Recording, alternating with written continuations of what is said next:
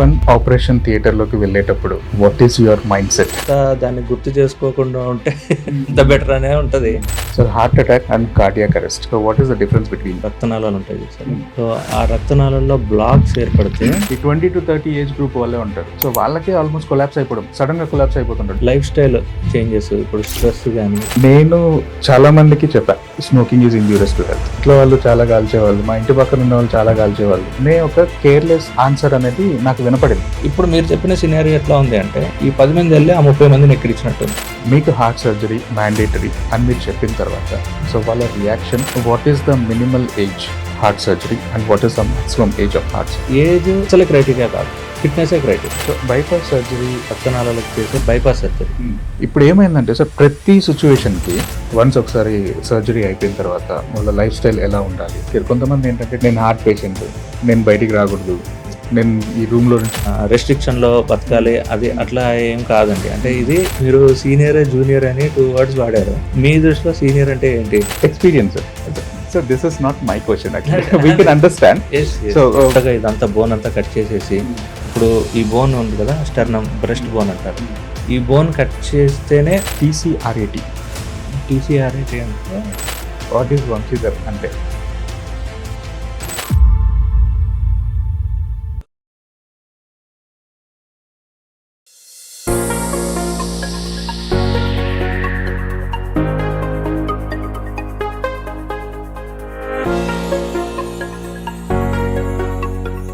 Welcome to Viji's open box. ఈరోజు మన guest doctor T Vamshidhar గారు. He is a cardiac surgeon more than a decade. And ఈ పాడ్కాస్ట్లో మనం ఏదో మెడికల్ కాన్వర్సేషన్గా కాకుండా, so every human being life స్టైల్లో ఏం జరుగుతుంది, దాన్ని ఎలా మనం కాపాడుకోవాలనే కాన్వర్సేషన్ ఎక్కువగా ఉంటుంది. So don't miss the conversation. ఈ ఎపిసోడ్ పూర్తిగా చూడండి. అండ్ మనం డైలీ లైఫ్ స్టైల్ గురించి అండ్ హ్యాబిట్స్ గురించి ఈచ్ అండ్ ఎవ్రీ పాయింట్ మనం డిస్కస్ చేయబోతున్నాం. So he is here that to explain each and everything and how to care about the heart. Hello sir. Please welcome to VG's Open Box. Sir, please introduce about yourself. నేను doctor Vamsidharan. నేను pulse heart super speciality hospital మియాపూర్లో cardiothoracic surgeon. అంటే గుండె and ఊపిరితిత్తుల శస్త్రచికిత్స. Okay. So last 3 years నుంచి pulse heart super speciality hospital మియాపూర్లో work చేస్తున్నాను. ఫస్ట్ పాడ్కాస్ట్కి వెళ్ళే ముందు ఒక చిన్న క్లారిఫికేషన్ తీసుకుందాం. Sir, heart attack and cardiac arrest, so what is the difference between two? Heart attack అంటే, ఇప్పుడు గుండెకి రక్త సరఫరా చేసే రక్తనాళాలు ఉంటాయి సార్. సో ఆ రక్తనాళాల్లో బ్లాక్స్ ఏర్పడితే, ఆ బ్లాక్స్కి వల్ల మనకి హార్ట్ మజిల్స్కి బ్లడ్ సప్లై ఆగిపోతుంది. సో దాన్ని హార్ట్ అటాక్ అంటారు. ఓకే. కార్డియాక్ అరెస్ట్ అంటే హార్ట్ వీక్ అయిపోవడం. అది దేనివల్ల అయినా కావచ్చండి. అది మనకి హార్ట్ అటాక్ వల్ల కావచ్చు, లేదా వేరే హార్ట్ కండిషన్స్ వల్ల అయినా అవ్వచ్చు. హార్ట్ సడన్గా వీక్ అయిపోతే, ఆగిపోతే దాన్ని కార్డియాక్ అరెస్ట్ అంటారు. ఓకే. సో ఈ క్వశ్చన్ ఎందుకు అడిగానంటే, సో చాలా వరకు ఇప్పుడు న్యూస్లో మనం చూస్తుంటాం. సో కొంతమంది వెడ్డింగ్లో లేకపోతే పార్టీస్లో డ్యాన్స్ చేస్తూ సడన్గా కొలాప్స్ అయిపోతుంటారు. అండ్ ఇంకొంతమంది అంటే చాలామంది చెప్తుంటారు, మాకు హార్ట్ అటాక్ వచ్చింది, మా వీళ్ళకి హార్ట్ అటాక్ వచ్చింది, లేకపోతే ఇంకొంతమందికి కార్డియాక్ అరెస్ట్ వచ్చింది అని చెప్పి అలా డిక్లేర్ చేస్తుంటారు అనమాట. సో ఫస్ట్ అది ఆ డిఫరెన్స్ అనేది దీంట్లో ఉంటుంటుంది. నార్మల్గా ఈ 20 to 30 years ఏజ్ మధ్యలోనే ఇలాంటివి జరుగుతుంటాయి సార్. ఇప్పుడు రీసెంట్గా మనం చూస్తున్న న్యూస్లో, ఈ మధ్యలో మనం చూస్తుంది ఏంటంటే, ఈ 20 to 30 ఏజ్ గ్రూప్ వాళ్ళే ఉంటారు. సో వాళ్ళకే ఆల్మోస్ట్ కొలాప్స్ అయిపోవడం, సడన్గా కొలాప్స్ అయిపోతుంటారు. డ్యాన్స్ చేస్తుంటారు వెడ్డింగ్లో, లేదా పార్టీస్లో ఫుల్ ఎంటర్టైన్మెంట్ మూడ్లో ఉంటారు. సడన్గా వాళ్ళు కొలాప్స్ అయిపోతుంటారు. సో దానికి రీజన్ ఏముంటుందంటారు? అంటే చాలా రీజన్స్ ఉన్నాయండి. అందులో ముఖ్యమైన రీజన్ ఈ కొరోనరీ ఆర్టరీ డిసీజ్. హార్ట్కి సప్లై చేసే బ్లడ్ వెజల్స్లో బ్లాక్స్ ఉండడం అనేది, అది మెయిన్ రీజన్. అది కాకుండా వేరే రీజన్స్ ఉన్నాయి. హైపోట్రోఫిక్ అబ్స్ట్రక్టివ్ కార్డియోమయోపతి అని, ఇట్లాంటి కొన్ని కండిషన్స్ ఉంటాయి. ఇప్పుడు మనం లేటెస్ట్గా చూస్తున్నది కొరోనరీ ఆర్టరీ డిసీజ్. దాని ప్రివలెన్స్ ఎక్కువైపోయింది. అంటే గుండె పైన ఉండే రక్తనాళాలు, ఇప్పుడు మన చెయ్యికి ఎట్లాగైతే బ్లడ్ సప్లై ఉందో, కాలుకి ఎట్లాగైతే బ్లడ్ సప్లై ఉందో, హార్ట్ మజిల్స్ కూడా అలాగే బ్లడ్ సప్లై ఉంటుంది. రైట్. ఆ బ్లడ్ వెజల్స్లో బ్లాక్స్ ఏర్పడుతున్నాయి ఇప్పుడు. అంటే ఇది ఎందుకు పెరిగింది అంటే, ఫస్ట్ ఆఫ్ ఆల్ ఈ మీరు చెప్తున్న 20 to 30 ఏజ్ గ్రూప్ వాళ్ళని యాక్టివ్ ఏజ్ గ్రూప్ అండి. సో యాక్టివిటీస్ ఎక్కువ చేసే ఏజ్ గ్రూప్. అంటే ఇప్పుడు గుండె వేగాన్ని పెంచినప్పుడు గుండెకి ఆక్సిజన్ డిమాండ్ పెరుగుతుంది. ఇప్పుడు గుండెకి బ్లడ్ డిమాండ్, ఇప్పుడు నా చేయికి బ్లడ్ డిమాండ్ ఎప్పుడు పెరుగుతుంది? నా చేయితో ఎక్కువ వర్క్ చేసినప్పుడు. సో ఆ గుండె వేగం పెరిగినప్పుడు ఎవరికైతే ఈ బ్లాక్స్ ముందుగానే ఉంటాయో వాళ్ళు సడన్గా హార్ట్ అటాక్ అట్లాంటివి వచ్చేదానికి ఆ టైంలో అవకాశం ఉంది. ఎందుకంటే అది యాక్టివ్ ఏజ్ గ్రూప్ కాబట్టి. ఓకే. అండ్ వీళ్ళకి ఎందుకు ఇట్లా అవుతున్నాయంటే, ఆ బ్లాక్స్ ఏర్పడడానికి ఫస్ట్ లైఫ్ స్టైల్ చేంజెస్, ఇప్పుడు స్ట్రెస్ కానీ అవి కానీ, మన ఫుడ్ హ్యాబిట్స్. ఓకే. కొంతమందికి ఫ్యామిలీ హిస్టరీ అండి. అంటే ఇప్పుడు నాన్నలు, తాతలు వీళ్ళందరికీ ఇంట్లో హార్ట్ డిసీజెస్ రన్ అవుతున్నాయి అనుకోండి, పిల్లలకు కూడా ఫాస్ట్గా మనకి హార్ట్ డిసీజెస్ వచ్చేదానికి అవకాశం ఉంది. అండ్ డయాబెటీస్ అనేది, ఇప్పుడు మన ఇండియా అనేది diabetic capital of the world. So చాలామందికి డయాబెటీస్ ఉంది. ఇప్పుడు హైదరాబాద్లో కూడా ఆల్మోస్ట్ చాలా మందికి మనం డయాబెటీస్ చూస్తున్నాం. కాకపోతే అది ముందే మనం డిటెక్ట్ చేయగలిగితే కనుక డయాబెటీస్ ఉందని తెలుస్తుంది. లేదంటే ఎప్పుడు డయాగ్నోజ్ చేస్తే అప్పటి నుంచి డయాబెటీస్ ఉన్నట్టు. సో ఇవన్నీ కూడా factors. Life style changes, stress, ఇవన్నీ. ఇంకోటి బ్యాడ్ హ్యాబిట్స్ అండి. ఇప్పుడు సిగరెట్ స్మోకింగ్, ఇవన్నీ కూడా. ఇంకా ఆ స్ట్రెస్ తట్టుకునే ప్రాసెస్లో బ్యాడ్ హ్యాబిట్స్కి అలవాటు పడ్డాము, ఈ సిగరెట్ స్మోకింగ్ ఎక్కువ చేయడం, ఇవన్నీ ఉంటాయి అన్నమాట. సో స్మోకింగ్, డయాబెటీస్, మన life style changes, family history, ఇవన్నీ కూడా కలిసి హార్ట్ అటాక్స్ అవి రావడానికి దోహదపడుతున్నాయి. బ్యాడ్ హ్యాబిట్స్ అన్నారు కాబట్టి, సో ఇప్పుడు ఇక్కడ ఒక క్వశ్చన్ ఉంది సార్. నేను చాలామందికి చెప్పాను, అరే smoking is injurious to health. ఇది అందరు ప్రతి ఒక్క స్టేట్మెంట్లో, ప్రతి ఒక్క ఫ్రేమ్లోనూ మనకు కనబడుతూ ఉంటుంది. కొంతమంది ఏంటంటే, మా తాత చాలా కాల్చేవాళ్ళు, మా ఇంట్లో వాళ్ళు చాలా కాల్చేవాళ్ళు, మా ఇంటి పక్కన ఉన్న వాళ్ళు చాలా కాల్చేవాళ్ళు, చాలా స్మోక్ చేసేవాళ్ళు, వాళ్ళకి ఏమవ్వలేదు, నాకెందుకు అవుతుంది అనే ఒక కేర్లెస్ ఆన్సర్ అనేది నాకు వినపడింది. అంటే అంటే ఇక్కడ ఉన్నది ఏంటంటే సార్, సో వాళ్ళకి ఎందుకు అవ్వలేదు, వీళ్ళకి ఎందుకు అవుతుంది? ఓకే. సో ఇది కొద్దిగా ఇంకొద్దిగా డీటెయిల్గా ఎక్స్ప్లెయిన్ చేస్తాను అందరికి అర్థమయ్యేలాగా. ఇప్పుడు ఒక సెట్ ఆఫ్ పాపులేషన్ ఉందండి, 100 people. ఇంకొక సెట్ ఆఫ్ పాపులేషన్ ఉంది, 100 people. ఓకే. ఈ 100 members స్మోక్ చేస్తున్నారు, ఈ 100 members స్మోక్ చేయట్లేదు. ఓకే. సో ఈ 100 membersకి హార్ట్ డిసీజ్ వస్తాయని లేదు, 90 membersకి వస్తాయి అనుకుందాం. ఈ స్మోక్ చేయని వాళ్ళలో 30 membersకి వస్తున్నాయి.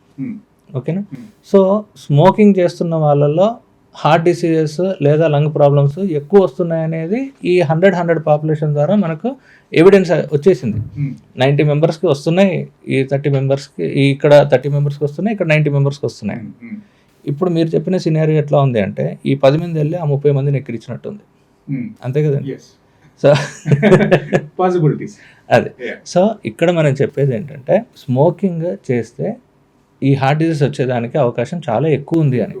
దట్ డజంట్ మీన్ అందరికీ రావాలని లేదు, అది మల్టీ ఫ్యాక్టోరియల్. స్మోకింగ్ ఒకటే ఫ్యాక్టర్ కాదండి, వేరే ఫ్యాక్టర్స్ వల్ల కూడా హార్ట్ డిసీజ్ అన్నీ వస్తాయి. కాకపోతే స్మోకింగ్ అనేది it is a risk factor, major risk factor. Smoking చేస్తున్న చాలా మందిలో హార్ట్ డిసీజ్ వస్తాయి. కొంతమంది లక్కీగా తప్పించేసుకున్నారు అనుకోండి, వాళ్ళు వెళ్ళి ఏ స్మోకింగ్ చేయని వాళ్ళని అడిగినట్టు ఉంది. ఇది మాకేం కాలేదు మీరు చేస్తే ఏమవుతుంది అన్నట్టు అంటారని. Okay sir. సార్ మీకు ఒక పర్సనల్ క్వశ్చన్ హియర్. సో మీరు సర్జన్ కాకపోయి ఉంటే what is your alternate career for you? నేను అసలు అదే ఆలోచించలేదండి. నేను ఒక 2-3 days ఆపరేట్ చేయకపోతే నేను డిప్రెషన్లోకి వెళ్ళిపోతాను. Surgery is my choice. అంటే నేను బై చాయిస్ తీసుకున్నాను సర్జరీ, అందులో కార్డియాక్ సర్జరీ కూడా. అండ్ అంటే it is like my passion. So surgery ఒక 2-3 days నాకు పోస్ట్ అయ్యలేదు అంటే నాకు నేను పిచ్చెక్కిపోతాను, డిప్రెషన్లోకి వెళ్ళిపోతాను నేను. So it is by choice. అది నేను ఇంతవరకు ఆలోచించలేదండి సర్జన్ కాకపోతే ఇంకేంటి అని. బిఫోర్ అంటే మీరు ఆ పాత్ చూస్ చేసుకున్నారు, ఇంకా అలానే అదే దాంట్లోనే వచ్చేసారు మీరు. అంటే ఇప్పుడు మల్టిపుల్ థింగ్స్ ఉంటాయండి. ఇప్పుడు చిన్నప్పుడు ఎవరికీ ఏది తెలియదు. ఓకే. అంటే మన సమాజంలో అంటే మన టైంలో ఇప్పుడు ఎప్పుడైతే మనం 10th క్లాస్ ఆ టైంలో ఉన్నామో అప్పుడు ఓన్లీ 2 థింగ్సే ఉండేవి. ఇప్పుడు ఎదర్ ఇంజనీర్ ఎదర్ డాక్టర్ అంతే. ఇంకా వేరే కెరీర్ ఆప్షన్స్ కెరీర్ పాత్స్ ఉంటాయని కూడా ఎవరికి తెలియదు. మన పేరెంట్స్ అది ఎప్పుడు చెప్పలేదు.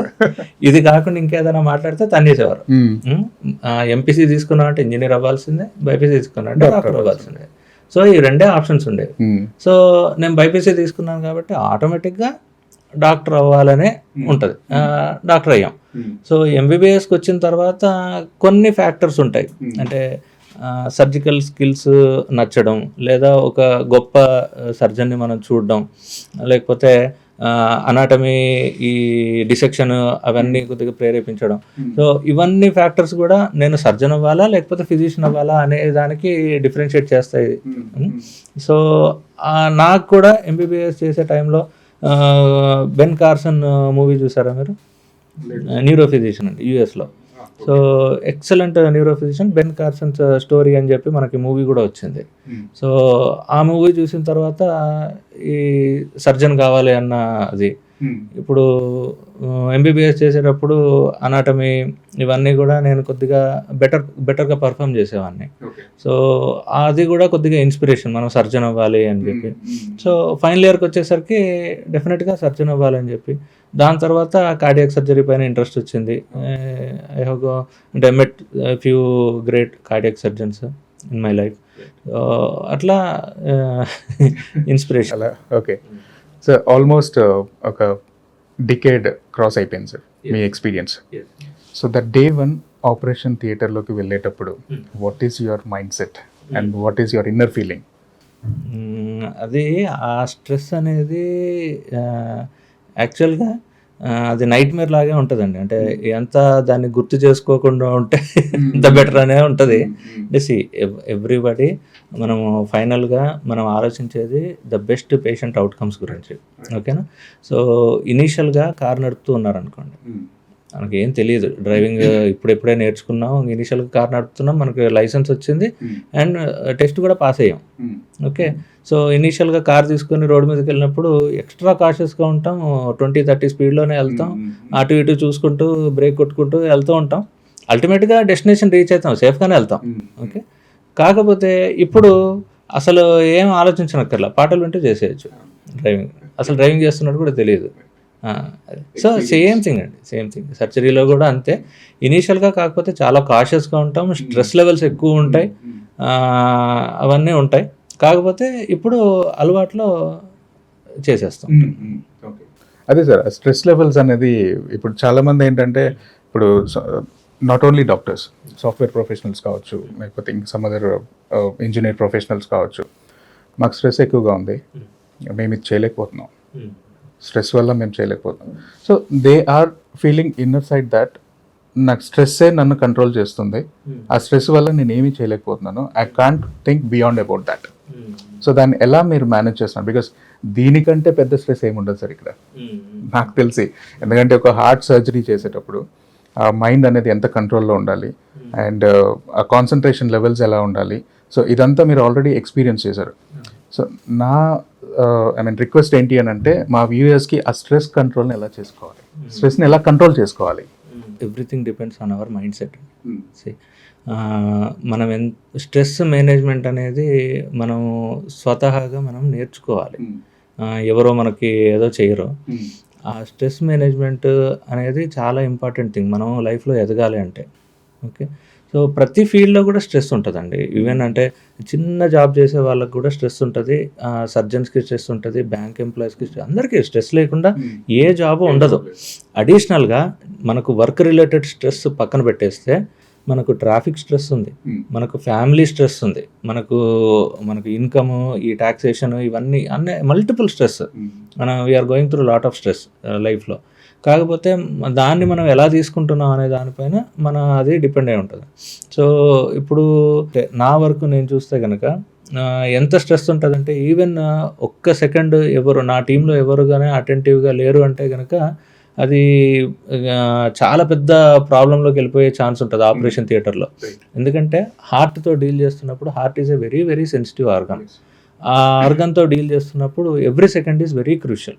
సో ఒకసారి సర్జరీ స్టార్ట్ చేసాము అంటే మమ్మల్ని మేము మర్చిపోతాం. ఓకే, అంటే నా వర్క్ కానీ నా ఫ్యామిలీని కానీ మొత్తం ఎవ్రీథింగ్ షుడ్ బి అసైడ్. అదంతా పక్కన పెట్టేసి మొత్తం కాన్సన్ట్రేషన్ ఆ 2 hours 3 hours పేషెంట్ పైన పెట్టినప్పుడే మనకు బెటర్ అవుట్కమ్స్ వస్తాయి. ఓకే, సో ఆ స్ట్రెస్ అంటే ఇట్ ఈస్ ఇండివిజువల్ పర్సెప్షన్ అండి. అది ఎంత స్ట్రెస్ తీసుకుంటున్నాం అది ఇది అని. ఇప్పుడు నాకు తెలిసిన ఫ్రెండ్స్ ఉన్నారు బ్యాంక్ ఎంప్లాయీస్. నాకు ఫోన్ చేసి అరే చాలా స్ట్రెస్ ఉంటుందిరా నాకు, అది ఎంత స్ట్రెస్ ఉంటుంది? స్ట్రెస్ అంటే నేను నిద్రపోలేకపోతున్నాను. అది నేను ఒకటే మాట చెప్తాను, నువ్వు ఫోన్ స్విచ్ ఆఫ్ చేసి పడుకోగలుగుతావు రాత్రి? ఫోన్ స్విచ్ ఆఫ్ చేసి పడుకుంటాను, ఇంకేం స్ట్రెస్? నేను నైట్ అంతా ఫోన్ మోగలేదు అంటే మార్నింగ్ కంగారు పడుతూ లేచి నైట్ ఏమైనా ఫోన్ నేను మిస్ అయ్యానని కంగారు పడే పరిస్థితి నాది. ఒకటి, ప్రతిరోజు ఇంటికి వెళ్తావా, ఫ్యామిలీతో స్పెండ్ చేస్తావా? నేను స్పెండ్ చేస్తాను. నేను అప్పుడప్పుడు ఫ్యామిలీతో స్పెండ్ చేయలేని పరిస్థితులు ఉంటాయి, సండే ఇంటికి రాలేని పరిస్థితులు ఉంటాయి. నా పిల్లలు కానీ వైఫ్ కానీ వెయిట్ చేస్తూ ఉంటారు ఎక్కడికైనా వెళ్దామన్న ప్లాన్ వేసుకొని అవి క్యాన్సిల్ చేసుకునే సందర్భాలు చాలా చాలా ఎక్కువ. ఇలాంటివి ఉంటాయి అన్నమాట. అంటే హౌ వి టేక్ ఇట్ అనేది ఇంపార్టెంట్ అండి. అది. అండ్ సార్, ఇప్పటివరకు మీరు హార్ట్ సర్జరీస్ చేశారు అండ్ పేషెంట్స్ ఇప్పుడు ఒకసారి పేషెంట్ మీ దగ్గరికి వచ్చిన తర్వాత మీకు హార్ట్ సర్జరీ మ్యాండేటరీ అని మీరు చెప్పిన తర్వాత సో వాళ్ళ రియాక్షన్ అండ్ నెక్స్ట్ కాన్సిక్వెన్సెస్ ఏంటి, వాళ్ళు అడిగే క్వశ్చన్స్ ఏంటి, దానికి మీరు ఎలా హ్యాండిల్ చేస్తారు? సర్జరీ ఎవ్వరికి కూడా ఇష్టం ఉండదండి. ఈవెన్ నాకు ఇంజెక్షన్ ఇస్తా అంటే నాకు భయం ఇప్పటికీ కూడా. Any intervention, any procedure, surgery అంటే ఎవరు నాకు చేయండి సర్జరీ అని ఎవరు అనరు. ఎవరికైనా సర్జరీ అంటే భయం ఉంటుంది. కాకపోతే ఏంటంటే ఫస్ట్ థింగ్, ఇప్పుడు ప్రతి కండిషన్కి మనం సర్జరీ చేయమండి. ఎవరికైతే సర్జరీ అవసరమో వాళ్ళకే సర్జరీ చేస్తాం. ఓకే, కాకపోతే ఇప్పుడు నా వరకు వస్తే హార్ట్ రిలేటెడ్ కండిషన్స్లోకి వస్తే కొన్ని కార్డియాలజిస్ట్ చేసే ఇంటర్వెన్షన్స్ ఉంటాయి. ఇప్పుడు స్టెంట్ వేయడం కానీ, బెలూన్ ప్రొసీజర్స్ కానీ, ఇవి కార్డియాలజిస్ట్ చేస్తారు. సర్జన్ చేసేవి కొన్ని ఉంటాయి. నేను సర్జరీ చేస్తాను, ఓపెన్ చేస్తాను, లేదా హార్ట్ పైన డైరెక్ట్గా సర్జరీ చేస్తాను. నేను చేసే సర్జరీస్ వేరే. ఒక్కొక్క ట్రీట్మెంట్కి ఆ ట్రీట్మెంట్ దశ, అంటే ఆ ఒక్కొక్క డయాగ్నోసిస్కి ఆ డయాగ్నోసిస్ దశను బట్టి, అంటే ఇప్పుడు హార్ట్ ఈ పరిస్థితిలో ఉంది అంటే దానికి కార్డియాలజిస్ట్ ఇంటర్వెన్షన్ సరిపోతుంది. ఇప్పుడు హార్ట్లో ప్రాబ్లం ఈ దశలో ఉంది అంటే దానికి సర్జరీ చేయాలి, అప్పుడు అవుట్కమ్స్ బాగుంటాయి. అంటే సర్జరీ చేయాల్సిన పేషెంట్కి వెళ్ళి వేరే ప్రొసీజర్ చేయాలి అంటే మాకు స్టెంట్ వేయండి, మాకు బెలూన్ చేయండి, ఇంకేదో చేయండి, చిన్న ఇంటర్వెన్షన్ చేయండి అంటే దాని లాంగ్ టర్మ్ రిజల్ట్స్ బాగోవు. సో అదే పేషెంట్స్ అర్థం చేసుకోవాలి. ఇప్పుడు ప్రతి సమస్యకి స్టెంటే పరిష్కారం, లేకపోతే చిన్న ఇంటర్వెన్షన్ పరిష్కారం అంటే మేము ఉండం కదా, మా బ్రాంచే ఉండదు అసలు. కొన్నిటికి సర్జరీ చేయాలి, దానికి బెటర్ అవుట్కమ్స్ వస్తాయి. కొన్నిటికి ఆ ఇంటర్వెన్షన్ చేస్తే దానికి బెటర్ అవుట్కమ్స్ ఉంటాయి. సో అదే అర్థం అయ్యేలాగా చెప్తాను. What is the minimal age of heart surgery and what is the maximum age of heart surgery? Minimal age, నేను పీడియాట్రిక్ ఎక్కువ చేయనండి. I'm not a paediatric cardiac surgeon, నేను అడల్ట్ కార్డియాక్ సర్జన్. అంటే better discuss about the highest age of cardiac surgery. ఎందుకంటే చిన్నపిల్లల కంటే ఇప్పుడు అప్పుడే పుట్టిన పిల్లలకి సర్జరీ చేసిన వాళ్ళు కూడా ఉంటారు. I'm not a paediatric cardiac surgeon. Okay, అడల్ట్లో అంటే అడల్ట్స్కి మాత్రమే నేను కార్డియాక్ సర్జరీ చేస్తాను, అబౌవ్ 16 years old. అది నేను ఇప్పటివరకు చేసిన హైయెస్ట్ ఏజ్ వచ్చేసి 83 years అండి. 83 years. ఇప్పుడు మీరు అడిగిన క్వశ్చన్కి ఇప్పుడు చాలామంది పేషెంట్స్ సర్జరీ చేయాలండి మీకు అని చెప్పగానే నా ఏజ్ ఎక్కువ కదండి మరి పర్లేదా సర్జరీ అని అడుగుతారు. అది కామన్ క్వశ్చన్ అండి. కాకపోతే ఏజ్ అస్సలు క్రైటీరియా కాదు. Age is never a criteria, ఫిట్నెసే క్రైటీరియా. ఓకే, మీరు ఫిట్గా ఉన్నారు, మీరు ఏ సపోర్ట్ లేకుండా మీ డైలీ హౌస్ హోల్డ్ వర్క్ చేసుకోగలుగుతున్నారు, బాత్రూమ్కి మీరే నడుచుకుంటూ వెళ్ళగలుగుతున్నారు, yes you are fit for surgery. Age ఆ విషయంలో క్రైటీరియా కాదండి. ఇప్పుడు 83 years నేను చేసింది కూడా ఒక ఫీమేల్కి. తను చాలా స్ట్రాంగ్గా ఉన్నారు, 3 రోజుల్లోనే నడుచుకుంటూ ఇంటికి వెళ్ళిపోయారు ఆపరేషన్ తర్వాత. కొంతమంది ఉంటారు 60-65 years ఉంటారు, కానీ చాలా వీక్గా ఉంటారు, ఆల్రెడీ బెడ్ రిడన్ అయిపోయి ఉంటారు. సో ఒక్కసారి అంటే ఏజ్ అనేది క్రైటీరియా కాదు. కొంతమంది తక్కువ ఏజ్ ఉన్నా ఫిట్గా ఉండకపోవచ్చు, కొంతమంది ఎక్కువ ఏజ్ ఉన్నా కానీ ఫిట్గా ఉండొచ్చు. So physical fitness is the criteria. So it is completely depends upon the fitness. Surgery ఎలా ఉన్నా కూడా ఫిట్నెస్ బాగుంటే ఎవ్రీథింగ్ గోస్ వెల్ అంతే కదా, right. So what are the symptoms sir, like surgery చేసేటప్పుడు సో ఆ పేషెంట్ అనేది కాన్షియస్లో ఉంటాడా? లేదండి, మొత్తం మత్తి ఇచ్చేస్తాం, గాలి కూడా తీసుకోలేరు, వెంటిలేటర్ పెట్టి సర్జరీ చేస్తాం. ఓకే, సో సర్జరీ చేసే విధానం చెప్తాను. అంటే హార్ట్ సర్జరీ లేదు, చాలామందికి తెలియదు. సో హార్ట్ సర్జరీ యూజువల్గా కామన్గా మనం చేసే సర్జరీస్ 2 రకాలండి. ఒకటి వచ్చేసి గుండె పైన ఉండే రక్తనాళాలకు చేసే బైపాస్ సర్జరీ. ఓకే, మనం కామన్గా వినే టర్మ్ ఇది బైపాస్ సర్జరీ, అదొకటి. రెండో సర్జరీ వచ్చేసి హార్ట్ లోపల ఉండే స్ట్రక్చర్స్కి ఏదైనా ప్రాబ్లం ఉంటే వాటిని రిపేర్ కానీ రీప్లేస్ కానీ చేయడం. అవి కామన్గా వాల్వ్ సర్జరీస్ అంటాం. వాల్వ్స్ కానీ హార్ట్ లోపల ఉండే ట్యూమర్స్ తీయడం కానీ ఇవన్నీ వాల్వ్ సర్జరీస్ కిందకి వస్తాయి. ఓకే, సో ఇవి కామన్గా మేము చేసే 2 రకాల సర్జరీస్, మోస్ట్ కామన్. ఇంకా ఇతర సర్జరీస్ ఉన్నాయి కానీ అవి చాలా తక్కువ, రేర్గా జరిగే సర్జరీస్. ఓకే, సో ఈ సర్జరీస్ అన్నీ కూడా జనరల్ అనస్థీషియా ఇచ్చే చేస్తాం. కంప్లీట్గా పేషెంట్ మత్తులోనే ఉంటారు, గాలి కూడా తీసుకోలేరు, కదలలేరు, నిద్ర దశలో ఉంటారు, అనస్థీషియా మత్తులో ఉంటారు. మనం వెంటిలేటర్ కనెక్ట్ చేసి సర్జరీ చేస్తాం. ఓకే, అండ్ సర్జరీ చేసేటప్పుడు కూడా హార్ట్ కొట్టుకుంటూ ఉన్నప్పుడే సర్జరీ చేసే సర్జరీస్ కొన్ని, హార్ట్ కంప్లీట్గా రెస్ట్లో ఉండాల్సిన పరిస్థితి ఉండే సర్జరీస్ కొన్ని. ఓకే, కొన్ని సర్జరీస్ హార్ట్ కొట్టుకుంటూ ఉన్నప్పుడు చేయలేం. ఓకే, అట్లాంటప్పుడు హార్ట్ లంగ్ మిషన్ అంటారు. అంటే గుండె ఊపిరితిత్తులు చేసే పనిని ఒక మిషన్ ద్వారా చేపిస్తాం అనమాట.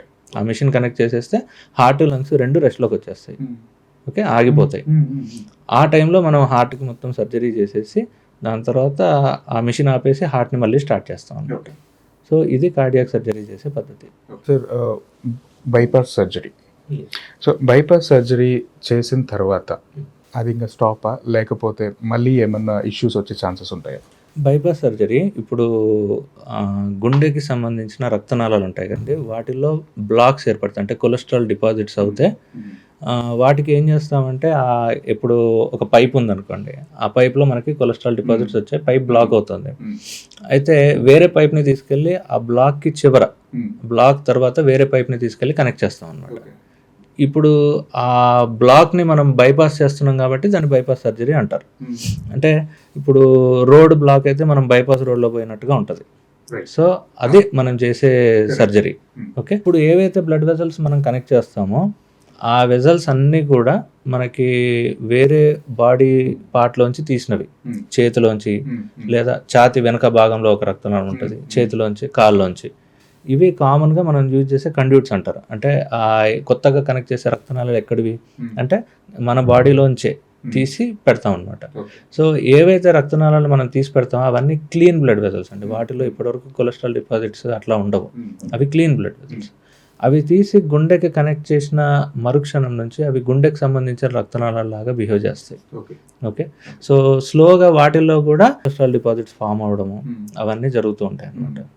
కాకపోతే ఈ ప్రోగ్రెషన్ స్లోగా అవ్వడానికి మనం మళ్ళీ సర్జరీ తర్వాత మెడిసిన్స్ పెడతాం, రక్తం పలుచబడే ట్యాబ్లెట్స్, కొలెస్ట్రాల్ ట్యాబ్లెట్స్, ఇప్పుడు life style changes, diet changes, ఇవన్నీ కూడా సర్జరీ తర్వాత అడ్వైస్ చేసే రీజన్ కూడా అదే.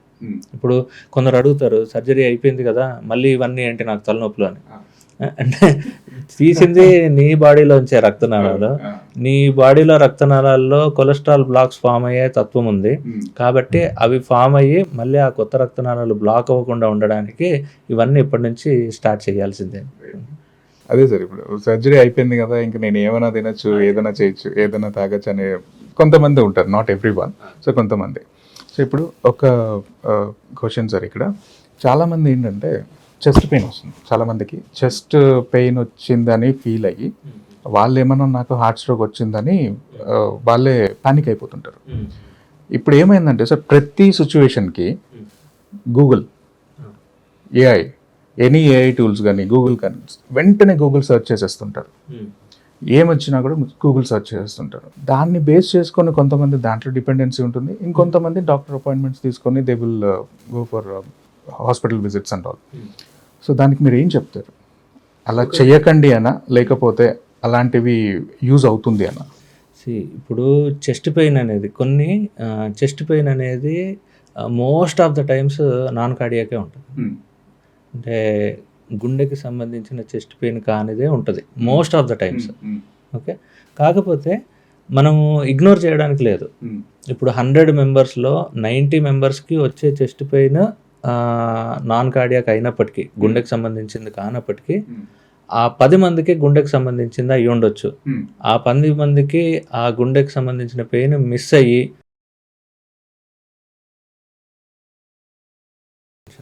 సో ఎమర్జెన్సీ సిచ్యువేషన్స్ని అసలు అవాయిడ్ చేయకూడదండి. ఏఐ టూల్స్ అనేవి డెఫినెట్గా మనకి అవేర్నెస్ క్రియేట్ చేయడానికి, మన నాలెడ్జ్ పెంచడానికి హెల్ప్ అవుతుంది తప్ప, దాన్ని బేస్ చేసుకొని లైట్ తీసుకోవడం, 90% అది కాదు కదా అని అది చెప్పింది కదా అని చెప్పి హాస్పిటల్కి వెళ్ళకపోవడం లాంటివి చేయకూడదు. అలానే ఉంది సార్. ఇప్పుడు జనరేషన్ ఎట్లా ఉందంటే సో హాస్పిటల్ దాకా రేపు ఎల్లుండి వెళ్ళాలి, అపాయింట్మెంట్ తీసుకొని వెళ్ళాలి, మాకు టైం లేదు, so better search in Google that will get a solution. అలా అది చూసుకొని అది చెప్పిన ఎగ్జాంపుల్స్ ఏదైతే ఉన్నాయో లేకపోతే సజెషన్స్ ఏదైతే ఉన్నాయో సో అవి ఫాలో అయిపోతుంటారు. So that's wrong actually. అంటే అవేర్నెస్ పెంచుకోవడం, దాని గురించి నాలెడ్జ్ పెంచుకోవడం అనేది definitely it is a good thing. AI tools వచ్చిన తర్వాత అవేర్నెస్ చాలా పెరిగింది జనాలకి. కాకపోతే దానివల్ల మనం మిస్లీడ్ అవ్వకూడదు, ఇగ్నోర్ చేయకూడదు. సిమ్టమ్స్ని ఇగ్నోర్ చేయకుండా మనం ఎప్పుడు కానీ ద వరస్ట్ పాసిబుల్ థింగ్స్ అనేవి మైండ్లో పెట్టుకోవాలండి. ఇప్పుడు గూగుల్లో అన్ని కామన్, ఇప్పుడు గూగుల్లో అయినా ఏ టూల్స్లో ఎక్కడైనా కానీ మోస్ట్ కామన్ థింగ్ ఫస్ట్ చూపిస్తారు, లీస్ట్ కామన్ థింగ్ వెనక చూపిస్తారు. కానీ దెర్ ఈస్ ఎ పాసిబిలిటీ ఆ లీస్ట్ కామన్ థింగ్, ఆ మోర్ అడ్వర్స్ థింగ్ కూడా అయ్యి ఉండొచ్చు కదా. సో దాన్ని ఇగ్నోర్ చేయడానికి లేదు, ఒకసారి చెక్ చేసుకుంటే సరిపోతుంది. సార్ ఇప్పుడు మీరు పేషెంట్స్కి ఏం సజెస్ట్ చేస్తారు? లైక్ వన్స్ ఒకసారి సర్జరీ అయిపోయిన తర్వాత వాళ్ళ లైఫ్ స్టైల్ ఎలా ఉండాలి అండ్ వాళ్ళ కేర్ ఎలా తీసుకోవాలి? సో పర్సనల్ కేర్, కొంతమంది ఏంటంటే డిపెండెన్సీస్ ఉంటారు, కొంతమంది డిపెండెన్సీస్ ఉండరు, సెల్ఫ్గా కేర్ తీసుకోవాల్సి వస్తుంది. So what you can suggest for them? ఇప్పుడు సర్జరీ మనం చేసేది పేషెంట్కి ఒక పనిష్మెంట్ ఇవ్వడానికి కాదు, అండ్ టోటల్ లైఫ్ అంతా ఎవరిపైన డిపెండ్ అయి ఉండాలో లేకపోతే ఇంకా ఒక రెస్ట్రిక్షన్లో బతకాలి అది అట్లా ఏం కాదండి. అంటే ఇది జనరల్గా మిస్కాన్సెప్షన్. గుండె ఆపరేషన్ చేసుకున్నామంటే వాళ్ళకి హార్ట్ ప్రాబ్లం ఉన్న హార్ట్ పేషెంట్ లేకపోతే ఇంకేదో పేషెంట్ అని ఒక ట్యాగ్ వచ్చేస్తుంది. ఆ ట్యాగ్ వచ్చేసి ఏదైనా కానీ ఆయన్ని కదలనివ్వకపోవడం, ఇంట్లోనే కట్టిపడేయడం, ఇవన్నీ జరుగుతూ ఉంటాయి అనమాట. సో ఆ ట్యాగ్ ఇవ్వడానికి కాదండి మేము సర్జరీ చేసేది. సర్జరీ చేసేది ఇప్పుడు కొత్తగా ఏదైతే రక్తనాళాలు బ్లాక్ అయిపోయినాయో వాటికి కొత్త ఛానల్స్ ఇచ్చేసి హార్ట్కి బ్లడ్ సప్లై మేము అందించాం. ఇప్పుడు he's like any other individual. కాకపోతే సర్జరీ చేసిన తర్వాత ఆ సర్జికల్ థింగ్ నుంచి రికవర్ అవ్వడానికి, ఆ వీక్నెస్ నుంచి, ఆ పెయిన్ నుంచి రికవర్ అవ్వడానికి కొద్దిగా టైం పడుతుంది, 15-20 days మేబీ. ఆ 15-20 days తర్వాత he's like any other individual అండి. ఇప్పుడు మీరు నేను ఎలాగో మా సర్జరీ చేయించుకున్న పేషెంట్ కూడా 4 రోజుల తర్వాత అలాగే. సో ఆయన ఇంతకుముందు ఏ పనులు అయితే చేసుకున్నారో ఇప్పుడు ఇంకా కాన్ఫిడెంట్తో ఇంకా హ్యాపీగా చేసుకోవచ్చు ఆ పనులన్నీ కూడా. సో రెస్ట్రిక్ట్ చేసుకోనక్కర్లా. సో కాన్ఫిడెన్స్ బిల్డ్ చేయాలంతే. సో ఈ క్వశ్చన్ ఎందుకు అడిగానంటే సార్, సో మా రిలేటివ్స్లో ఉంటారు అండ్ ఫ్రెండ్ సర్కిల్స్లో ఉంటారు, ఎప్పుడు వెళ్ళినా నేను హార్ట్ పేషెంట్, నేను బయటికి రాకూడదు, నేను ఈ రూమ్లో నుంచి బయటికి రాకూడదు, బయట పొల్యూషన్ ఉంటుందంట, అవన్నీ నేను బయటికి వస్తే నాకు మళ్ళీ ఇంకేదైనా ఇష్యూస్ వస్తాయంట. సో ఈ మైండ్ సెట్లో వాళ్ళు ఉండిపోయి సో వాళ్ళు ఇంకా బయట లైట్ డి విటమిన్ రావాలి అంటే at least they need to have some walk, అది కూడా మిస్ చేసిన ఛాన్సెస్ ఉన్నాయి. చాలామంది పేషెంట్స్ అండి, అంటే ఇప్పుడు హార్ట్ సర్జరీ అవుతుంది, సర్జరీ అయిపోయిన తర్వాత ఈ పేషెంట్ రిలేటివ్స్, ఇంట్లో ఫ్యామిలీ మెంబర్స్ వీళ్ళందరూ ఏం చేస్తారంటే అన్ని భయాలు చెప్పేసి నువ్వు ఇంకా హార్ట్ పేషెంట్వి అని చెప్పి ట్యాగ్ వేసేసి ఎవరు ఏం చేయకూడదు, అప్పటి వరకు ఒక జాబ్ ఏదో చేసుకునే అతను కూడా జాబ్ మానిపించేసి ఇంట్లో కూర్చోబెట్టి డిప్రెషన్ సైకాట్రిక్ పేషెంట్ లాగా తీసుకెళ్ళిపోయి తను ఇంట్లో కూర్చొని లావ్ ఎక్కిపోయి మళ్ళీ లావ్ ఎక్కడం వల్ల ఆయాసం వచ్చి, లావ్ ఎక్కడం వల్ల మోకాలు నొప్పులు రావడం వల్ల ఇంకా ఏం కదలలేక, సో ఇది విషయస్ సైకిల్ అనమాట. సో ఈ పరిస్థితిలో మళ్ళీ 1 సంవత్సరం 2 సంవత్సరాల తర్వాత వచ్చి అంటే మేము కూడా గుర్తుపట్టినట్టుగా ఇప్పుడు 70 kgs ఉన్న అతను 90 kgs అయిపోయి వచ్చేసి నాకు మోకాలు నొప్పులు వచ్చేస్తున్నాయండి, నేను ఏం చేయలేకపోతున్నాను, ఆయాసం పెరిగిపోయింది, ఏం చేస్తాం ఇప్పుడు అంటే ఆ స్థితికి ఎవరు తీసుకొచ్చారు? ఇంట్లో ఫ్యామిలీ మెంబర్సే తీసుకొచ్చారు. సో అంత అవసరం లేదండి. ఇప్పుడు మన సర్జరీ చేసేదే తను నార్మల్ లైఫ్ లీడ్ చేయడానికి. ఇవన్నీ భయాలు చెప్పి ఏదో చేసి తను ఇంకో పేషెంట్ లాగా తయారు చేయడం అనేది కరెక్ట్ కాదు. అదే సార్, నాకు అది ఇప్పుడు స్ట్రైక్ అయింది అనమాట. ఆల్రెడీ బిఫోర్ ఎక్స్పీరియన్సెస్లో ఇప్పుడు స్ట్రైక్ అయింది. ఇప్పుడు ఆపరేషన్ తర్వాత మెయిన్గా కౌన్సిలింగ్ ఇవ్వాల్సింది పేషెంట్ కంటే ఎక్కువ పేషెంట్ ఫ్యామిలీ మెంబర్స్. కేర్ తీసుకునే వాళ్ళకి ఎక్కువ కౌన్సిలింగ్ ఇవ్వాలి. చాలా మంది పేషెంట్స్, ఇప్పుడు ఓల్డ్ పేషెంట్స్ ఉంటారు సార్. ఇప్పుడు మీరు చెప్పారు 83 years లేడీకి సర్జరీ చేశారు. సో వాళ్ళకి ఆల్రెడీ అవేర్నెస్ ఉంటే దట్స్ ఫైన్. వాళ్ళకి కనుక అవేర్నెస్ లేదనుకోండి, ఇప్పుడు హార్ట్ సర్జరీ అంటే ఏం చేస్తారో తెలీదు, ఎలా అవుతుందో తెలీదు, నేను లోపలికి వెళ్ళిన తర్వాత నేను బయటికి వస్తానో లేదో తెలీదు. సో వాళ్ళ మెంటల్గా ఎలా ఉంటారంటే, అంటే సార్ సంథింగ్ లైక్ నేను ఎలా అంటే అందరూ అలా ఉండరు. సో కొంతమంది చాలా లీస్ట్ మెంబర్స్ ఎలా ఉంటారంటే వాళ్ళు ఇలానే ఆలోచిస్తారు. సో ఫస్ట్ మీరు మొత్తం వాళ్ళని కౌన్సిలింగ్ చేసి then you start working on the surgery, అంతే కదా. ఇప్పుడు వాళ్ళు బయటికి వచ్చిన తర్వాత సెవరల్ క్వశ్చన్స్, ఎన్ని క్వశ్చన్స్ అడుగుతారంటే, నేను అది తినచ్చా, ఇది తినచ్చా, బయటికి వెళ్ళొచ్చా, లేకపోతే నేను సైకిల్ తొక్కచ్చా, లేకపోతే బైక్ డ్రైవ్ చేయొచ్చా, నార్మల్ పర్సన్ ఎలా అయితే ఏవైతే యాక్టివిటీస్ చేస్తారో అవన్నీ చేయొచ్చా అని డిఫరెంట్ క్వశ్చన్స్ అడుగుతుంటారు. సో అలాంటి టైప్ ఆఫ్ పేషెంట్స్ని మీరు ఎలా హ్యాండిల్ చేస్తారు? కొంతమంది కొంతమంది ఏంటంటే ఫోన్ చేసేస్తారు, మెసేజెస్ పెట్టేస్తారు, వాట్సాప్ కాల్స్ చేసేస్తారు, నాకు ఇలా అయిపోతుంది అలా అయిపోతుంది అని. So how you handle that situations? ఒకటే, అంటే మీ క్వశ్చన్లో 2 కాంపనెంట్స్ ఉన్నాయి. ఫస్ట్ థింగ్, సర్జరీకి వెళ్ళే ముందు అవేర్నెస్ అవి ఇవన్నీ కూడా ఉన్నాయి. అంటే నేను పర్సనల్గా నా పేషెంట్స్కి ఏం చేస్తానంటే, సర్జరీ మొదలెట్టినప్పటి నుంచి, అంటే మిమ్మల్ని రూమ్ నుంచి ఆపరేషన్ థియేటర్కి తీసుకెళ్ళినప్పటి నుంచి మీకు డిశ్చార్జ్ అయ్యేంత వరకు every hour, every milestone నేను ప్రతిదీ క్లియర్గా ఎక్స్ప్లెయిన్ చేస్తాను. ఓకే, అంటే ప్రతిదీ కూడా మీకు ఇక్కడ ఇంజెక్షన్ పెడతారు, ఇది 2 రోజుల తర్వాత తీసేస్తారు, ఈ రోజు మీరు కూర్చుంటారు, డీటెయిల్ కొన్ని ఇవన్నీ చెప్తున్నారు అవసరమా మనకి అనే డీటెయిల్ కూడా నేను ప్రతిదీ 1 గంటన్నర కూర్చొని అన్నీ ఎక్స్ప్లెయిన్ చేస్తానండి పేషెంట్కి, పేషెంట్ ఫ్యామిలీ మెంబర్స్కి. ఇప్పుడు మనం చిన్నప్పుడు చూసుంటాను, నేను చాలాసార్లు చెప్పాను చాలామందికి, ద ఫియర్ ఆఫ్ అన్నోన్ అంటారు. మనకు తెలియని వాటి గురించి మనకు ఫియర్ వస్తూ ఉంటుంది. మనకు అన్నీ తెలుసు అనుకోండి, మనకు ఫియర్ ఉండదు. ఇప్పుడు ఎగ్జామినేషన్ హాల్ టికెట్ వచ్చాక ఒక రోజు ముందెళ్ళి ఎగ్జామినేషన్ హాల్ ఎక్కడుందో చూసుకొని రమ్మంటారు పెద్దవాళ్ళు. ఎందుకంటే ఆ రోజు వెళ్ళామనుకోండి, ఆ ఫియర్ ఆఫ్ అన్నోన్ అనేది ఉంటుంది. ఆ ఫియర్ ఉండకూడదు, ఎగ్జామ్ పైన మనం కంప్లీట్ ఫోకస్ ఉండాలి అనే ఉద్దేశంతో పెద్దవాళ్ళు మనకు అలా చెప్తారు. సో ఆ ఫియర్ ఆఫ్ అన్నోన్ అనేది నా పేషెంట్స్కి నేను ఎప్పుడు చెప్పను. అంటే కంప్లీట్గా every information is given to the patient before hand. Okay, so తర్వాత ఏం చేయాలనే క్వశ్చన్ ముందే వస్తే అవన్నిటి గురించి ఇప్పుడు ఆలోచించొద్దు, అవన్నీ నేను తర్వాత చెప్తానని చెప్పి. అండ్ డిశ్చార్జ్ అప్పుడు ఇప్పుడు డైటరీ అడ్వైజ్ మా డైటీషియన్ ఇస్తారు కంప్లీట్గా, బ్లైండ్గా ఆ డైట్ చార్ట్స్ ఫాలో అవ్వమని చెప్తాను. ఒకటి.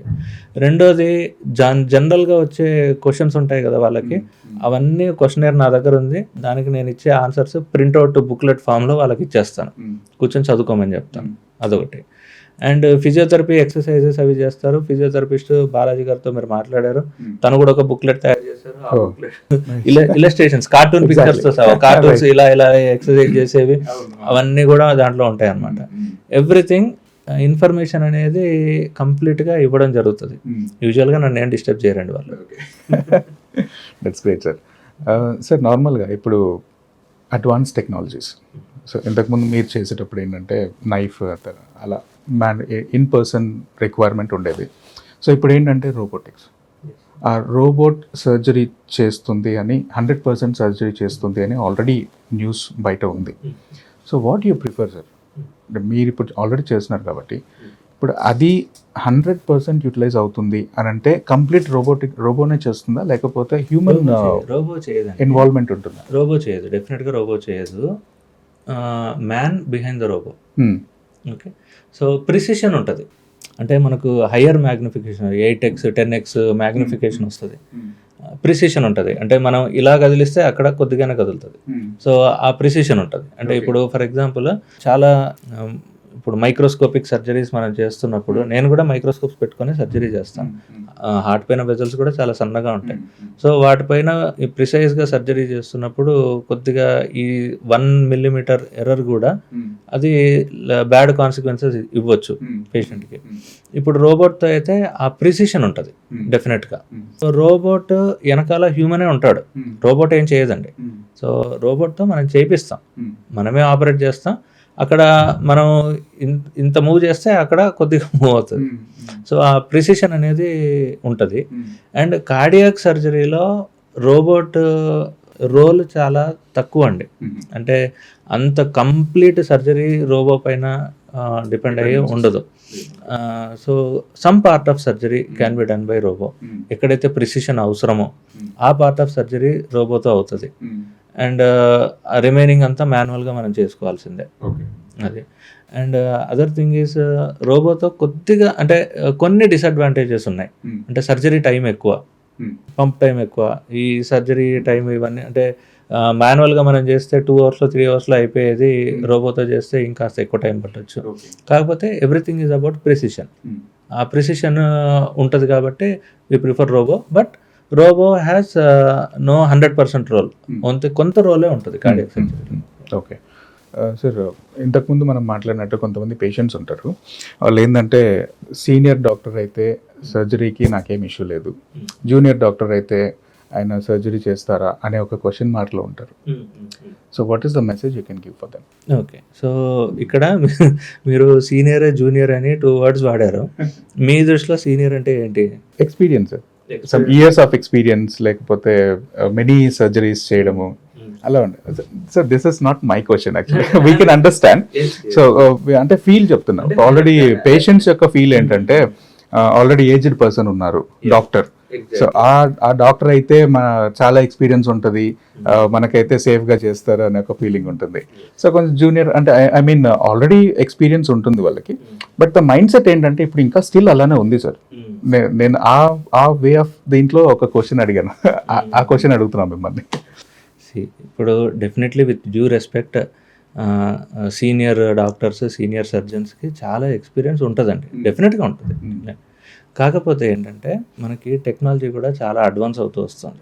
ఓకే, ఇప్పుడు వాళ్ళు చదువుకున్న టైంలో, వాళ్ళు ప్రాక్టీస్ స్టార్ట్ చేసిన టైంలో అసలు టెక్నాలజీ లేదు. టీవీ ఉందేమో, అది కూడా ఇంటర్నెటే లేని టైంలో స్టార్ట్ చేసి ఉంటారు. ఓకే, సో వాళ్ళు కూడా చాలా స్ట్రగుల్స్ ఫేస్ చేసి, ఎన్నో ఫెయిల్యూర్స్ ఫేస్ చేసి ఈ స్టేజ్కి వచ్చి ఉంటారు విత్ లాట్ ఆఫ్ ఎక్స్పీరియన్స్. కాకపోతే ఇప్పుడున్న టెక్నాలజీతో people are using robots, people are going for minimal invasive laparoscopy, ఇవన్నీ చేస్తున్నారు. సో ఇప్పుడున్న అడ్వాన్స్మెంట్స్, ఇప్పుడున్న టెక్నాలజీ బేస్ చేసుకొని ఆ లెవెల్ ఆఫ్ సీనియారిటీ, ఆ లెవెల్ ఆఫ్ ఎక్స్పీరియన్స్ అనేది చాలా ఫాస్ట్గా తెచ్చుకోగల పరిస్థితులు ఉన్నాయి ఇప్పుడు అంటే. సో డెఫినెట్గా senior doctors with due respect వాళ్ళకి ఎక్స్పీరియన్స్ ఉంటుంది. బట్ లేటెస్ట్ టెక్నాలజీ యూజ్ చేయగల కెపాసిటీ యంగ్స్టర్స్కి ఎక్కువ ఉంటుందని నా నమ్మకం. వ్యూస్ చూసారు కదండి, ఇక్కడ మనకి సీనియర్ డాక్టర్సా లేకపోతే వైట్ హెయిర్ ఉన్న డాక్టర్సా లేకపోతే జూనియర్ డాక్టర్సా అని ఇక్కడ క్వశ్చన్ కాదు. So who is the best అనేది important. And as per the technology ఇప్పుడు అందరూ ఈక్వల్గానే ఉన్నారు. సో ప్లీజ్ నోట్ చేసుకోండి ఈ పాయింట్. అండ్ సార్, మీరు ఉక్రెయిన్లో ట్రైనింగ్ అయి వచ్చారని విన్నాను. So what it is related? ఇది మినిమల్ ఇన్వేజివ్ సర్జికల్ టెక్నిక్స్ అండి. So what is minimal invasive surgical techniques అంటే విత్ లిటిల్ స్కార్. అంటే ఇప్పుడు ఎవరు కూడా పెద్దగా ఇదంతా బోన్ అంతా కట్ చేసేసి, ఇప్పుడు ఈ బోన్ ఉంది కదా స్టర్నమ్, బ్రెస్ట్ బోన్ అంటారు, ఈ బోన్ కట్ చేస్తేనే మనకు హార్ట్ అప్రోచ్ అవుతాం. హార్ట్ ఈ బోన్ వెనకాలే ఉంటుంది. సో ఈ బోన్ కట్ చేసినప్పుడు ఏమవుతుందంటే పెయిన్ ఎక్కువ ఉంటుంది. ఇప్పుడు ఒక బోన్ ఫ్రాక్చర్ అయితే, విరగొడితే ఎట్లా ఉంటుంది, సో ఆ పెయిన్ ఉంటుంది. అండ్ ఎప్పుడైతే బోన్ కట్ అవుతుందో మనకి వేరే బోన్స్ లాగా కాదండి. ఇప్పుడు నా చెయ్యికి సర్జరీ అయింది అనుకోండి, చెయ్యి పక్కన పెట్టేసి రెస్ట్లో ఇచ్చేస్తే నాకేం పర్లేదు. ఈ బోన్ ప్రత్యేకత ఏంటంటే మనం బ్రీత్ తీసుకున్న ప్రతిసారి ఆ బోన్ మూవ్ అవుతూ ఉంటుంది. కాబట్టి ఎవ్రీ బ్రెత్కి పెయిన్ వస్తూ ఉంటుంది. ఓకేనా? సో ఇట్లాంటి కండిషన్స్లో మనం సర్జరీ చేసినప్పుడు ఏంటంటే ఈ జనరల్గా పెయిన్ ఎక్కువ ఉంటుంది అండ్ రికవరీ కొద్దిగా స్లోగా ఉంటుంది. అండ్ బ్యాక్ టు నార్మల్ అంటే ఇప్పుడు మీరు ఎంత యాక్టివ్గా ఉన్నారో, ఆఫీస్కి వెళ్తారు, బ్యాడ్మింటన్ ఆడతారు, క్రికెట్ ఆడతారు, జంప్ చేస్తారు, రన్నింగ్ చేస్తారు. సో ఈ బ్యాక్ టు నార్మల్ అనేది ఎంత టైం పడుతుంది? ఈ బోన్ కట్ చేసినప్పుడు ఆ టైం ఎక్కువ ఉంటుంది. బ్యాక్ టు నార్మల్ అనేది యూజువల్లీ టేక్స్ టైం. సో ఈ బోన్ కట్ చేయకుండా చిన్న ఇన్సిషన్తో, చిన్న స్కార్తో ఈ పక్క ఎముకలు ఉంటాయి చూసారు, రిబ్స్, ఈ ప్రతి రిబ్స్కి మధ్యలో స్పేసెస్ ఉంటాయి. ఇప్పుడు రిబ్స్, నా చేయి వేలు రిబ్స్ అనుకోండి, ఆ రిబ్స్ మధ్యలో స్పేసెస్ ఉంటాయి కదా, ఆ స్పేస్లోంచి వెళ్ళి హార్ట్ పైన సర్జరీ చేయడం అనమాట. అది minimal invasive cardiac surgery. Okay, ఇక్కడ ఎక్కడ కూడా మనం బోన్ని కట్ చేయట్లేదు, స్కిన్ దాని లోపల ఉండే మజిల్స్ని మాత్రమే కట్ చేసి లోపలికి వెళ్తున్నాం.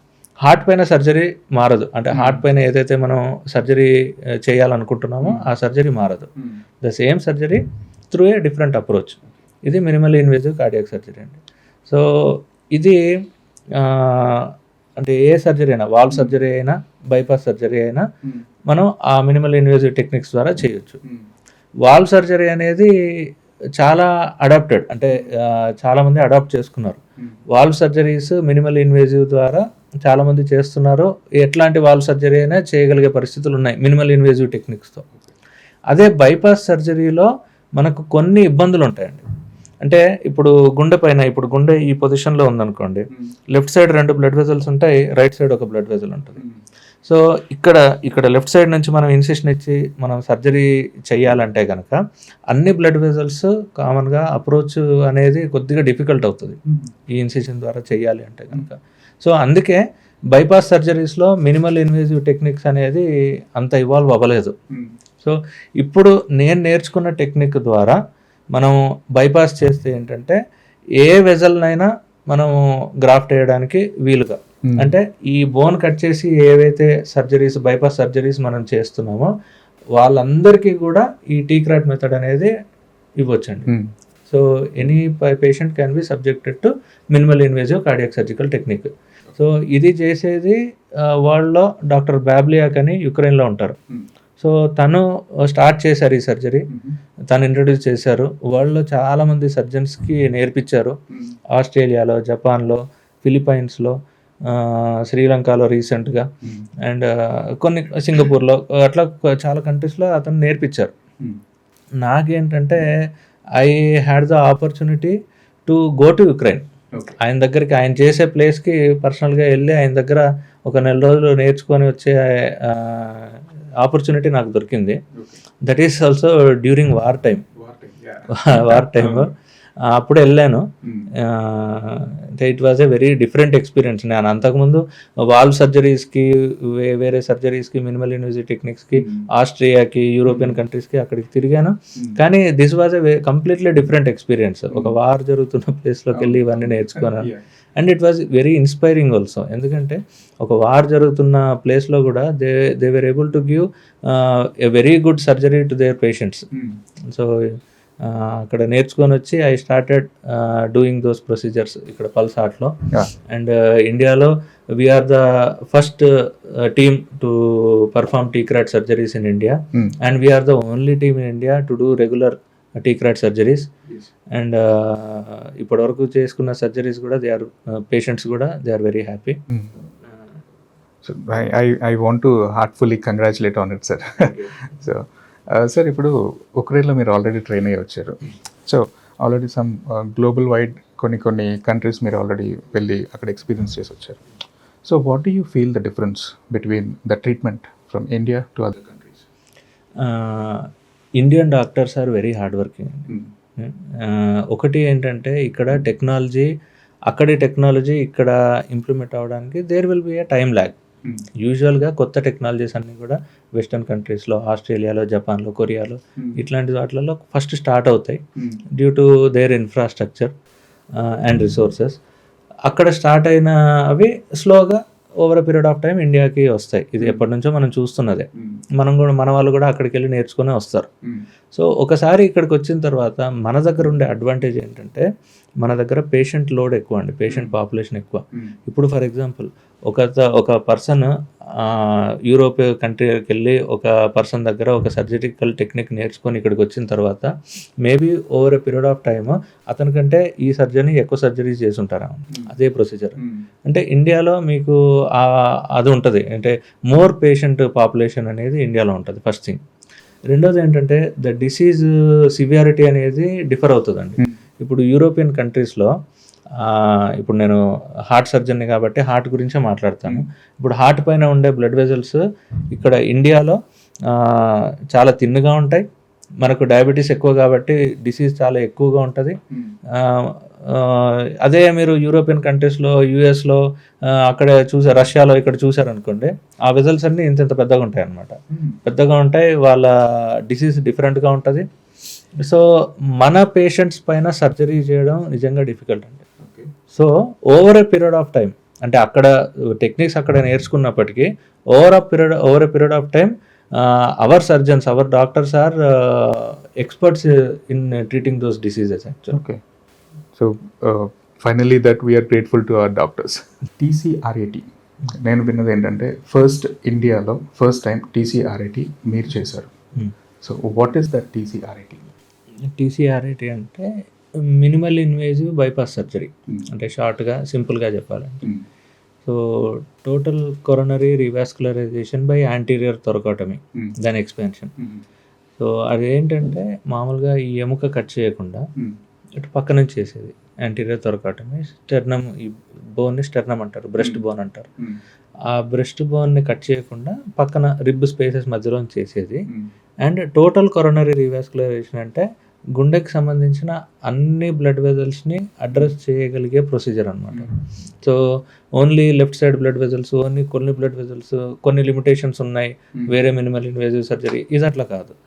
ఒకసారి బైపాస్ అంటే ఓపెన్ చేసి మనం ఎట్లాగైతే బైపాస్ చేయగలుగుతున్నామో same thing with a limited space మనం చేయగలిగే ప్రొసీజర్ అనమాట.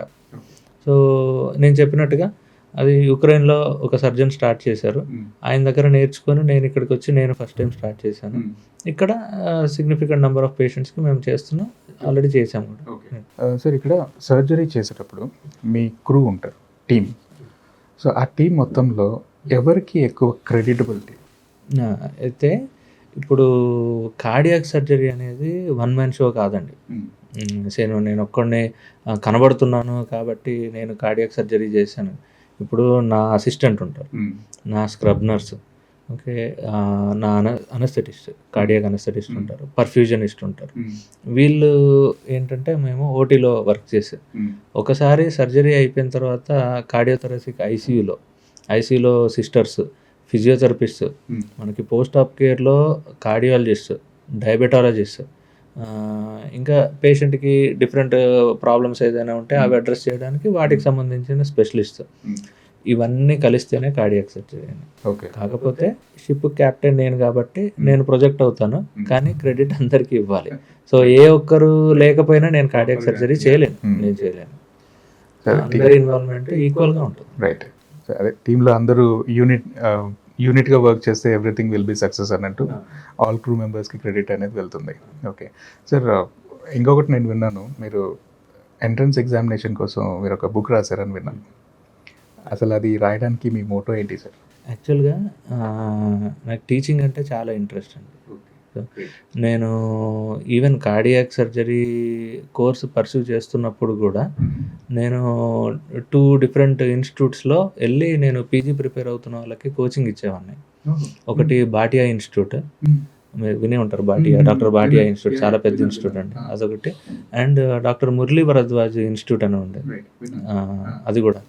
సో ఈ 2 ఇన్స్టిట్యూట్లో కూడా నేను పార్ట్ టైమ్గా వెళ్ళి టీచింగ్ చేసేవాడిని పిల్లలకి. ఎవరైతే ఎంబీబీఎస్ అయిపోయి పీజీ ప్రిపేర్ అవుతూ ఉంటారో వాళ్ళకి టీచింగ్ చేసేవాడిని. అంటే టీచింగ్ చేయడానికి 2 రీజన్స్ అండి.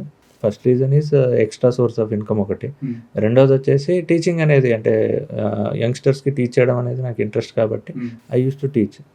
సో ఈ ప్రాసెస్లో నేను ఏదైతే టీచ్ చేశానో నా దగ్గర ఉన్న మెటీరియల్ అదంతా బుక్ లాగా ఎందుకు చేయకూడదు, it will be even more helpful for people who are not attending my classes అనే ఒక ఆలోచనతో నేను ఆ టైంలో ఆ బుక్ పబ్లిష్ చేయడం అనేది జరిగిందనమాట. సో ఆ టైంలో 1 yearలో it was like 2000 copies sold. దాని తర్వాత వెంటనే కోవిడ్ వచ్చిన తర్వాత ఈ బుక్ అది నేను అప్డేట్ చేయలేదు మళ్ళీ. అండ్ ఎవ్రీథింగ్ వెంట ఇంటూ డిజిటల్ ప్లాట్ఫామ్. బుక్స్ కొనుక్కొని చదివే అది పోయింది. ఇప్పుడు డిజిటల్ యాప్స్ వచ్చేసాయి, కొత్తగా వీడియో లెక్చర్స్ వచ్చాయి, ఇవన్నీ. సో నేను దాని తర్వాత కూడా దాన్ని అప్డేట్ చేయలేదు. ఇప్పుడు నా ఫ్యూచర్ ప్లాన్ ఏంటంటే ఈ ఒక అకాడమీ స్టార్ట్ చేద్దామని ప్లాన్ ఉందండి. అంటే for the benefit of budding cardiac surgeons, అంటే ఇప్పుడు పీజీ చేస్తున్న కార్డియాక్ సర్జన్స్, సూపర్ స్పెషాలిటీ చేస్తున్న వాళ్ళు అండ్ యంగ్ కార్డియాక్ సర్జన్స్ ఎవరైతే ఉన్నారో వాళ్ళకి అకాడమీ స్టార్ట్ చేసి వాళ్ళకి సర్జికల్ టెక్నిక్స్, కొత్త ప్రొసీజర్స్ ఏవైనా ఉంటే అది నేర్పియాలి. గ్రేట్ సార్, మీరు అకాడమిక్ స్టార్ట్ చేయాలి అండ్ మోర్ సర్జన్స్ బయటికి రావాలి అండ్ మీరు ఇచ్చే టిప్స్తో. అండ్ సార్ మీరు ఇప్పుడు అప్కమింగ్ సర్జన్స్కి, ఇప్పుడు ఎవరైతే పీజీ కావచ్చు, లేకపోతే ఎంబీబీఎస్ చేస్తున్న వాళ్ళు కావచ్చు, లేదా కార్డియాక్ చూస్ చేసుకున్న వాళ్ళు కావచ్చు, వాళ్ళకి ఇచ్చే మెసేజ్ ఏంటి? ఒకటి అంటే నా పాస్ట్ ఎక్స్పీరియన్స్ ఒకటి చెప్పి నేను ఇది చెప్తాను మీకు. ఇప్పుడు ఉండే టూల్స్ చూస్తే కనుక ఇంటర్నెట్ కానీ, ఈ కొత్త యాప్స్ కానీ, యూట్యూబ్లో మీరు ఏది కొట్టినా యూట్యూబ్లో మంచి మంచి వీడియోలు వచ్చేస్తున్నాయి. సో ఈ టెక్నాలజీ మేము ఎంబీబీఎస్ స్టార్ట్ అయినప్పుడు స్లోగా స్టార్ట్ అయింది. అప్పుడు నేను ఎంబీబీఎస్ స్టార్ట్ అయినప్పుడు యూట్యూబ్ అంటే ఏంటి నాకు సెకండ్ ఇయర్లో ఎప్పుడో తెలిసిందే, 2007లో ఆ టైంలో యూట్యూబ్ అంటే ఏంటి అప్పుడు తెలిసింది. సో అప్పుడు మేము బుక్సే చదువుకున్నామండి, ఏవి లేవు ఈ మనకు లెక్చర్స్ కానీ అవి కానీ ఆపర్చునిటీ అది ఏం లేదు. సో ఇప్పుడు ఏమనిపిస్తుంది అంటే ఈ టైంలో పుట్టుంటే బాగుండేది, ఇంకా బెటర్గా చదువుకునే వాళ్ళం, బెటర్గా పర్ఫామ్ చేసేవాళ్ళం కదా అని అనిపిస్తూ ఉంటుంది. కాకపోతే నేను చాలా మటుకు ఈ యంగ్స్టర్స్తో, స్టూడెంట్స్తో ఇంటరాక్ట్ అవుతూ ఉంటాను. వాళ్ళు మిస్లీడ్ అవుతున్నారు. ఇంత ఆపర్చునిటీస్ ఉన్నా, ఇంత మెటీరియల్ వాళ్ళ చేతిలో ఉన్నా కానీ వాళ్ళు రీల్స్ చూడడానికో దానికో దేనికో టైం వేస్ట్ చేయడమే తప్ప వీటిని యూటిలైజ్ చేసుకోవట్లేదు. అండ్ నాకు కొంతమందితో అంటే వేరే వాళ్ళు ఎట్లా ఉన్నారో నాకు తెలియదు కానీ నేను మాట్లాడిన వాళ్ళు, నేను ఇంటరాక్ట్ అవుతున్న వాళ్ళు సబ్స్టాండర్డ్గా ఉన్నారని నాకు అనిపించింది. ఎందుకో నాకు తెలియదు, మరి maybe they are wasting their time. ఈ రిసోర్సెస్ సరిగా ఎఫెక్టివ్గా యూటిలైజ్ చేసుకోవట్లేదేమో అనిపించింది అది. సో నా మెసేజ్ ఏంటంటే జూనియర్ బడ్డింగ్ సర్జన్స్ కానీ, బడ్డింగ్ డాక్టర్స్ కానీ, మీ దగ్గర ఉన్న రిసోర్సెస్ మా దగ్గర లేవు.